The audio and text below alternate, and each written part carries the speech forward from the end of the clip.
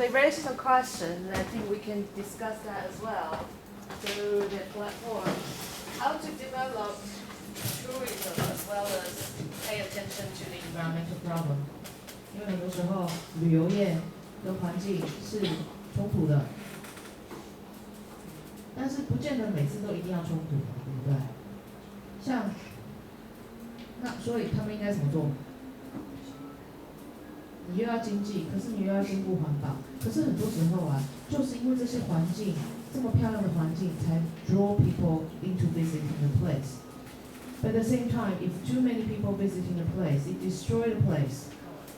And then I don't think they will attract any more tourists. So it's a very conflicting move at the same time.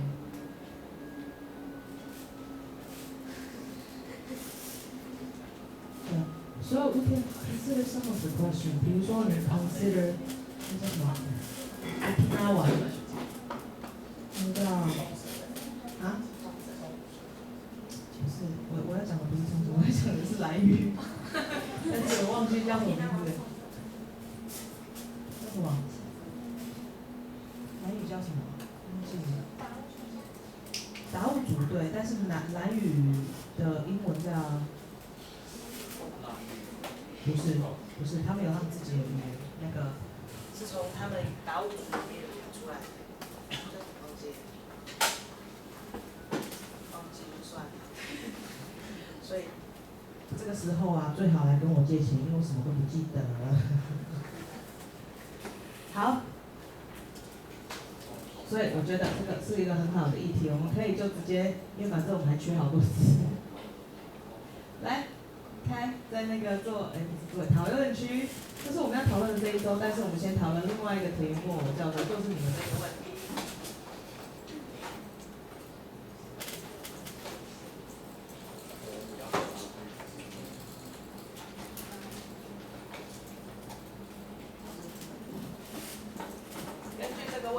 About environment, just A.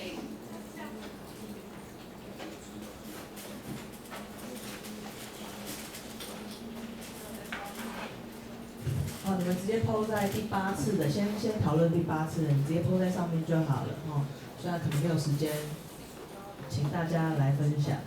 所以我是觉得很多地方都可以做得到啊，像让我想到很多事情，像你看兰屿，我刚刚讲到兰屿，结果就忘了我要讲兰屿的什么事情。兰屿，你们去，你知道兰屿很小哈？播音是什么？博弈是什么？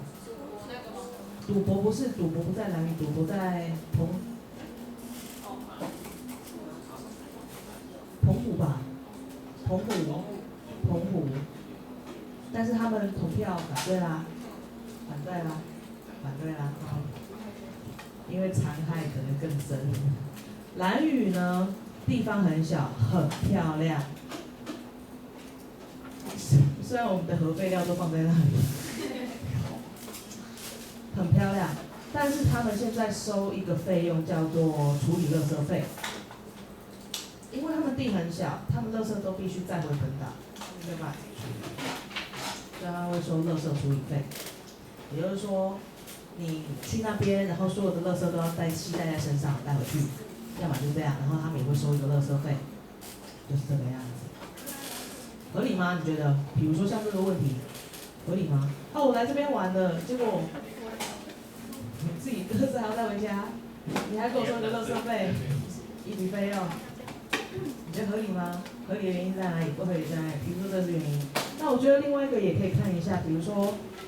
另外一个问题就是，比如说像现在不是换了政府吗？他们都很担心说，陆客来台量减的好少，对不对？量减的很少，有吧？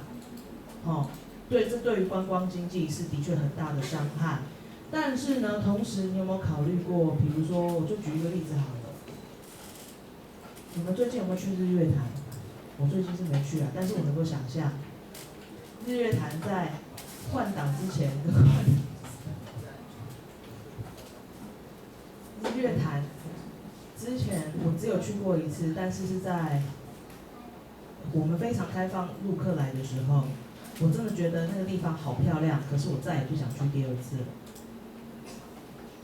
就是因为，当然所有的原因都是这个样子，然后再加上所有的东西，整个沿着日月潭建了这么多的 hotel， 就是因为人突然爆这么多，建了这么多 hotel， 我真的觉得是一个很大的破坏，再加上湖面上那个游艇这么多，一直没有停的在那边弄，然后你在旁边，就算有骑车步道或走路步道，你闻到全部都是那个油耗味跟那个废烟味。所以我现在反而是现在，但是因为大肚子了，哪里都不能去。我反而是现在，我很想去日月潭的，因为我相信现在人应该会没有那么多，比较适合去看的。比如说这个样子，我觉得我是一个猜测啦，但是希望你们有空的时候去一下日月潭，帮我先看一下，是不是这样子？是不是这样子？但是这的确对他们的经济造成损害了，很大的损害。但是你要想当年他们没有入客之前，是不是也是好好的啊？也是本来就是一个很漂亮的观光景点啊。为什么现在竟然说赚了暴利之后，之后人就走的时候，就好像有空虚感那种感觉？所以有好有坏，你也可以从经济体面看，那个什么看。所以就趁有空的时间发表一下这个。那其他的观察呢？我现在只举这2个例子，其他还有很多地方。澎湖，我觉得他们很赞啊！你看，如果今天开设的是一个赌场的话，有多赚钱？你知道澎湖全部都会很有钱。但是澎湖本身很漂亮，他们就直接就公民投票嘛，就不要第2次公民投票，还是不要，就是不要。你觉得呢？你觉得这是好还是坏？这就是一样，环境跟经济之间的对抗。那你觉得这样子是怎么样？比如说这3个例子，应该还有很多啦。我好像也知道东部很多路资建设的很多饭店，不晓得，我觉得很多都是这个样子，就是因为漂亮，然后过分建设，然后变成就是吸引这么多人，然后的确很多人来，但是这真的是好事吗？还是要到达怎么样子才是一个比较好的一个平衡？还是要有一个人数限制呢，或者是怎么样，还是怎么样？所以可以看一下你们对这一方面的讨论，的确是环境跟经济上，一定都是要对立吗？还是2个互相可以协助呢？好，但是我们还是先回来，时间上，我们回来赶快看第2章好了，第2份文件，别多文件。第2份 handouts, it's about desperate crossing. It's a news article. 是一个 CNN 的 news article. 那我们刚好还好，我有因为是从一本杂志过来的，所以有录音档，太好了。所以我们一边听一边看过这个东西，你们也可以一边。这就是关于去年的，这是一个去年的新闻，2015的东西，所以去年的东西我们可以顺便复习一下。所以 let's listen to the audio file and then double check them with your handouts. A desperate crossing, the human face of Europe's refugee crisis. Your country is in chaos. You have a choice: stay and face war, or leave and take your chances. Pay a smuggler, follow the crowd, or go it alone. I'm sure you've made the right decision, wondering if you'll survive, unwanted, exhausted, afraid. Hundreds of thousands of...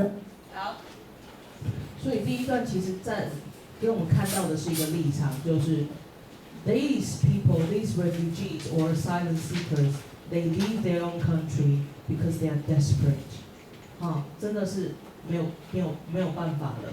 Because their lives are in danger, so they have to go. They even have to pay a smuggler some substantial fee. Smuggler 就是走私的人。This by no means is safe. 你说搭那么小的船，我们在摩科斯也看到了，这么小的，之所以会这么多问题，就是因为这么小的船载这么多的人，但是没办法，就很像偷渡走私嘛，没办法，他一定要逃离那个地方。但是船就这么少，然后人就这么多，都必须要离开，那他们也不愿意，但是他们就必须这样子，所以不管有多危险，他们都要这样子过。就大概了解他的状况是这个样子，很 desperate，it's desperate， 非常那个没有办法的状况。好，第二段。Refugees and migrants have crossed the Mediterranean Sea or Sheer in small boats like this, a human tide sweeping into Europe, most looking to escape war, persecution, and death in countries like Afghanistan, Syria, and Iraq. 好，所以他们的身份就是 refugee 跟 migrants， 他们从搭乘了一个小船离开，那因为为了就是要保命，为了保命，所以基于这个理由，他们必须离开。那接下来第3段。These dinghies are often no match for the waves and the currents. Many turn back, like these Pakistani migrants were forced to do. Many others drown, plunged into the sea, some without life jackets, unable to swim. Undeterred, 60 more migrants and refugees piled into a rubber dinghy to try to get across. The promises of a new life continue to lure them to these waters. Europe's migrant crisis is spiraling out of control on a World War II. The International Organization for Migration estimates more than 300,000 people reach the shores of Greece so far this year. Many are trying to reach Germany, a country known to welcome refugees. It's expecting to take 1 million asylum seekers this year. 好，他说，其实他提到一个，就是自从2次世界大战这样难民潮，自从是2次世界大战以来最多的就是这样的一年2014、2015年。好，所以呢，他们是从去年的话，我们看到他们是从中东那边，然后直接上岸到那个 Greece 希腊那边，然后从那边希望能够因为他们知道德国那时候态度是比较 OK 一点的，其他都是不太愿意，所以德国那时候态度会比较好一点，所以他们都说就会为什么想要去那边的原因，因为他们觉得他们会比较 open， 就是他们好像没有 express their rejection yet， 所以他们就是会往那边去。再来呢 Yilmaz is a media activist from Al-Hasaka city in Syria. He fled ISIS almost 2 years ago. For many like Yilmaz, the journey begins with social media. A smartphone is a necessity. There are Facebook groups for the whole journey, and it's like marketing. Numbers of smugglers, maps, all the experience. A safe arrival on the shores of the Greek island of Kos. Yilmaz and his friends know they're lucky to be alive. They walk to a holding area to register with port police, then board a bus to move north. Few migrants intend to stay in Greece. Once the migrants and refugees have crossed the Aegean Sea to Greece, they head to the border with Macedonia, then into Serbia, Hungary, Austria, and Germany. 好，如果你去参考一下地图的话，其实是一个很漫长然后很不舒服的一段路从他们离开他们家，是非常 desperate 的 reason 之外，整段路搭那个非常不安全的小船，坐了这么多拥挤的人之后，终于到了。如果没有船难的话，到了之后，他们从经过爱琴海到希腊。然后接下来呢，他们还没有结束 ，journey 还没有 ，it doesn't end here. They have to board. They have to go to various places, Macedonia 或者马其顿或者 Serbia。这在哪里？Hungary 下面那个叫什么？叫 Serbia， 可是中文我不知道。在那个匈牙利下面，然后甚至到 Hungary 到 Austria 到 Germany。现在可能更远了，到北欧，因为北欧好像比较 open 一点，好像比较愿意一点。好，所以你看到整个路程，现在我们看到的是一个，为什么要给你们看这个？就是给你们看到，身为他们这个 refugee， 他们的一个心路历程。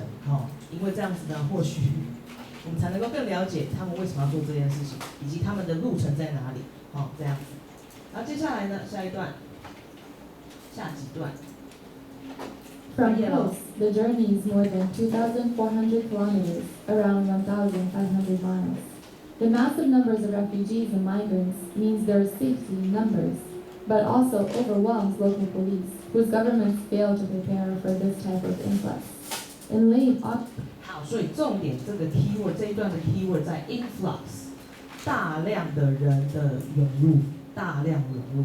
所以其实很多时候不是因为我们不愿意或怎样，而是这个问题出现在因为一次太多人了 ，because of the influx， 大量的融入，的确是没有办法说好，我们说开就开，说关就关，重点是说开就开，因为一开了之后，你可能开个1分钟就是上万人，那你怎么消化怎么吸收，对不对？所以的确是需要做讨论的。可是问题是，当情况危急的时候，你讨论多久是合理的？1天、2天、1个礼拜？那他们在门外等的，又没有食物，又没有环境，什么的，对不对？就会变成接下来就是病媒蚊滋生的问题，再来就是疾病的问题，疾病传染的问题，对不对？应该都是这样子的问题。好，接下来下一段。Macedonia closed its border with Greece, creating a bottleneck, leaving thousands stuck under the rains with no shelter and no one to help them. When the border opened again, chaos. 好，所以他们之所以很多国家那时候国家不愿意开的原因，就是因为这样子大量的融入 such influx is an impact。所以呢，后来马其顿呢，他们把他们的 border cross， 就是把它 close 了，把他们的边界就关闭了。马其顿政府先关闭，因为马其顿也不小，不大哈，很小，所以 creating a bottleneck 就变成说他们被掐住了，就是变成说他们要，就是这里不能去了，好，现在变成是说他们的路径越变越窄了，然后他们就 stop there with no shelter， 没有避难的地方，然后没有人能够帮助他。好，但是当然还会再开了，然后就再关，所以都会变成问题。所以下一段。Those who make it keep moving north. At a train station in Macedonia, we find 20-year-old Mohammed, a man we first met after we towed his dinghy to shore. This train will carry these migrants and refugees through Macedonia.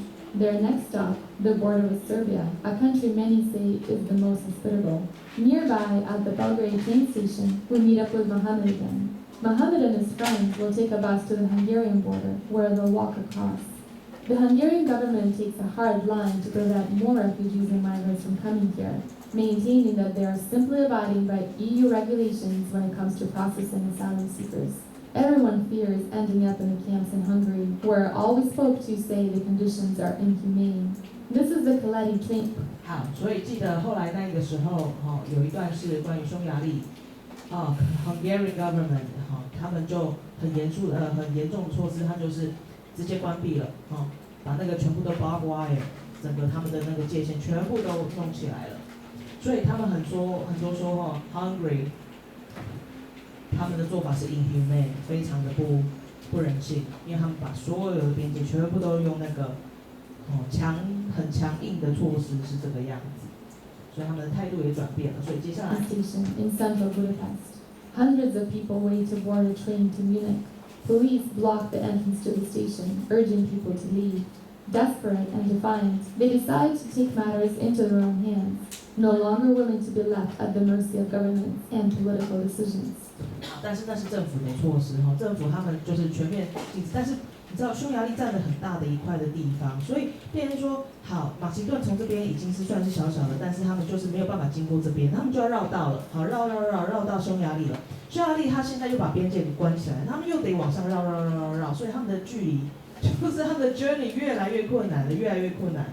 然后，但是这是政府的措施，政府为了保护可能反正任何的经济什么的措施，所以匈牙利把他们的边界全部都关闭之后，那接下来他们说人民他们也是当然也会有比较站在人道立场的人，他们就觉得要帮助是这个样子。所以接下来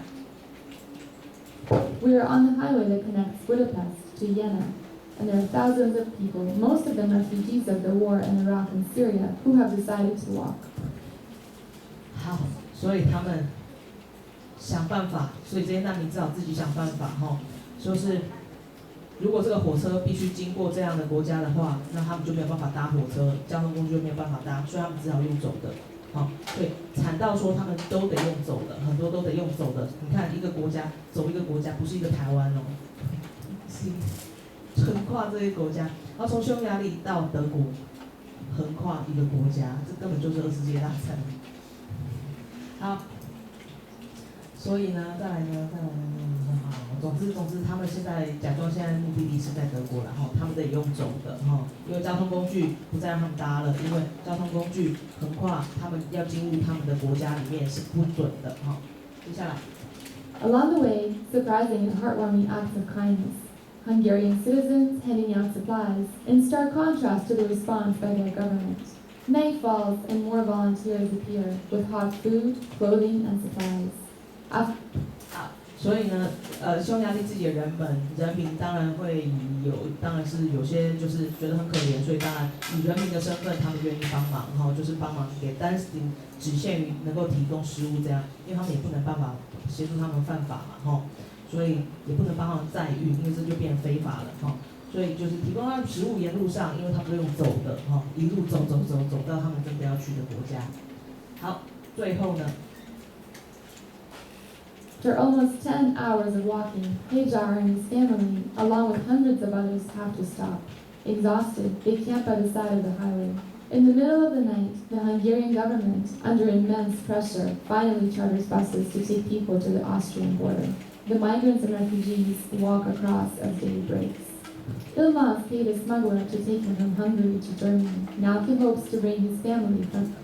好，最后一段很有意思，就是当国家政策是这个样子，那人民看不下去的时候，人民会出手相救，人民造成的言论舆论，于是又造成了国家的压力，于是国家就是后来就是帮助，也是得帮助，就是好，至少我们出车载运你们过去，让你们一路比较顺遂一点，就是这个样子。所以有的时候人民的力量其实也是不要小看的哦，就是这个样子。好，所以这就是 a desperate crossing。难民的心路历程，所以我记得想下，所以呢，我现在要做的事情又是另外一个讨论了哈，剩下的时间另外一个讨论，就是我们第7个 7th topic for discussion. Do you agree or disagree to have your nation host refugees? Please explain why. 好，如果你们今天看到这样的 refugee 他们的心路历程一点都不顺遂，而且他们并不是因为我们家好好的，然后没有不是就是为了想逃家，所以才要想去另外一个国家发展，不是，他们是被迫，比如说像这种情况是被迫离开家的哈，那我们能够做什么？身为一个国家能够做什么？我们又能够帮助什么？对。然后你还会赞成或者是反对，让你的国家来去 host 这些 refugee 吗？我是觉得两方一定都是要论述，当然现在不可能这么轻松的看这件事情，因为一切都不是那么 easy. It's very complicated. It involves a lot of issues, serious issues. If you open your border and you cannot accommodate these people, it will create a lot of troubles, as we discussed before. But then, what can we do? 那如果你要 host them 的话，那你有没有什么 concrete measures 具体的措施、具体的做法？重点是，我是觉得这个问题可以延伸，变成说，你可以讨论这个。如果你觉得当初想法不一样或者一样的话，然后可以延伸讨论。或者第二个，当初我们也讨论过这个问题，你觉得你可以直接 po 说，你们的想法有改变吗？或者是一样呢？改变在哪里？一样在哪里？所以虽然那个第二个问题是没有提出来的，你们可以根据这个回应一下。然后等一下一样，组别上来分享。看看这次会不会听到不一样的想法，希望有，或者希望是一样的想法，但是变得更有深度。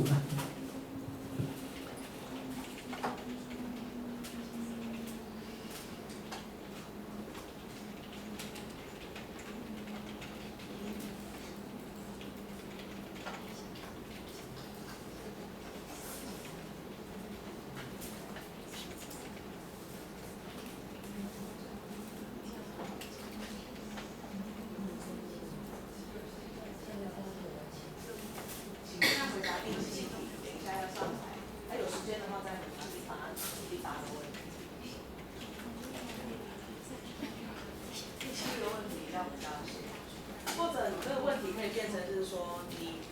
前的想法一样吗？你还跟之前想法一样吗？还是不一样的呢？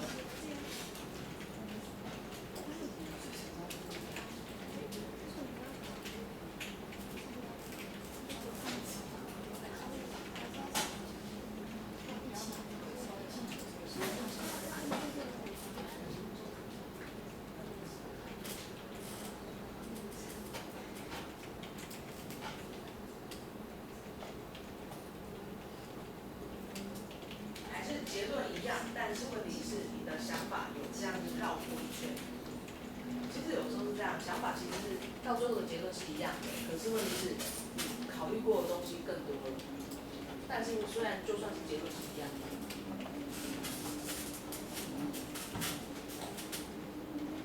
，2分钟。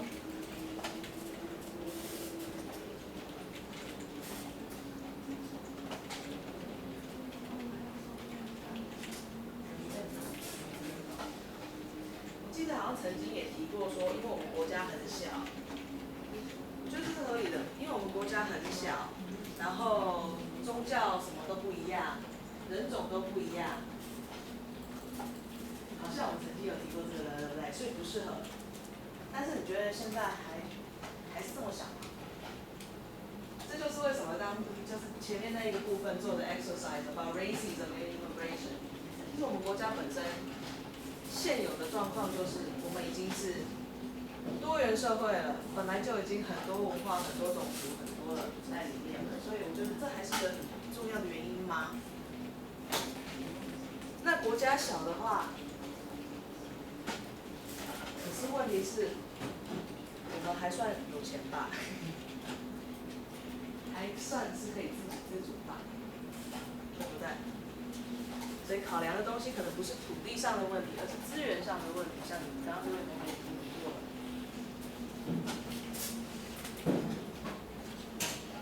我们真的连付出这一点东西都不行吗？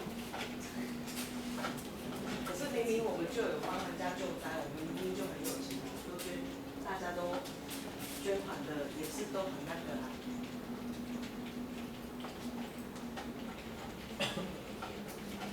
真的不行吗？还是就像我们刚刚看到前面那个 villager， 英国的哪一个事件，只要不要在我家就好。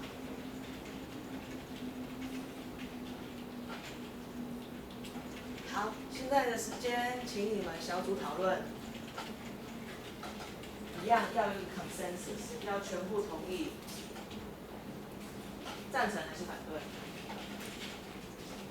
原因是哪些？3分钟啊。等一下就是派代表告诉我们你们那一组的决议是怎样，一样是赞成跟反对。哦，变5组了，还是6组？赞成还是反对？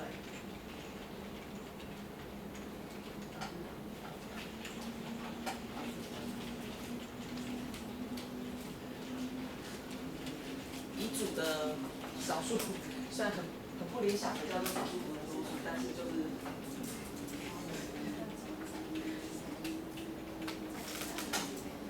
赞成还是反对？只有3分钟哦。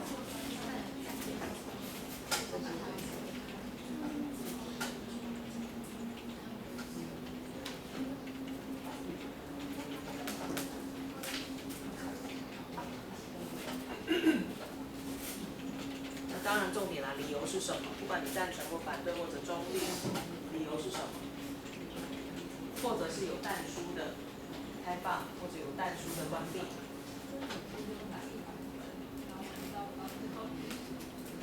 很好啊，这就是一个最完整的一个答案，就是你要考虑到优跟缺点，但是重点是你还是要有一个做的决定。对。如果今天小玉正说这个样也好啊，那样也有问题啊，那不给你打分的呀，气死他了。对。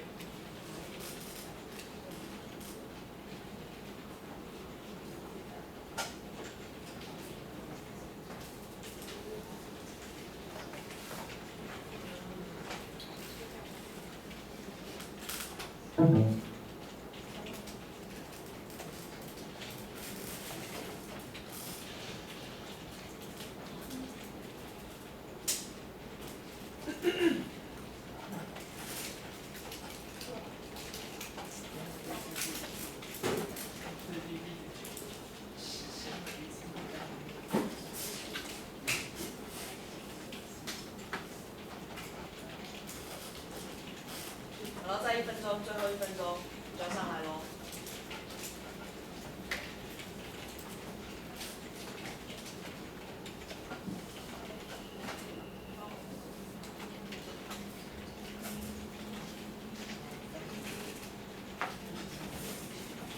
好，记得我们下个礼拜，下个礼拜是上 Zika 嘛，最后一次上，不是最后一次上课，上课的内容是这样子。然后下一次你们就要写作文了，就要交作文了，不是写是交了，所以赶快去构思哦。那你也会就是教，也会改。我会改，然后你们会做 peer review， 所以你们一样会拿到2分，一个是同学的看法，一个是我们的看法。千万不可以抄袭。我们班有没有啊？别班有。什么都可以讲。啊？什么议题都可以讲。什么议题都可以讲的，现在是什么议题？之前讲过都可以讲的，对，任何议题或者讨论过没讨论过，如果这是你的兴趣，都可以讨论。但是你要记得分量在哪里？分量就是你要不管 summarize issue 这些东西，最多1/3。2/3或者更多是你的想法、你的论点、你的认证上面。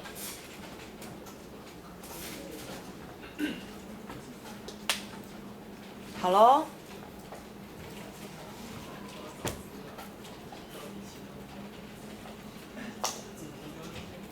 来吧。哦天哪，刚刚。